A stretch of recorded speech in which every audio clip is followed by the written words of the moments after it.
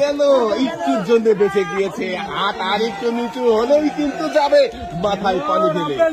দেখি দর্শক বন্ধুরা কে বল উঁচু করে রাখতে পারবে শেষ পর্যন্ত আর পানি থেকে বাঁচাতে পারবে নিজেকে।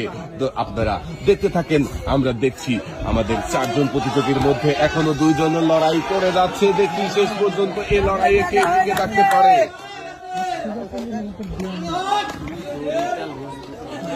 ভেতরের কষ্টটা চোখে মুখেই প্রকাশ করে দিয়েছে আমাদের 2 নাম্বার প্রতিযোগী। অনেক কষ্ট হচ্ছে তারপরেও পরিশ্রম করে ধরে রয়েছে। বডি সোজা হবে 2 নাম্বার প্রতিযোগী।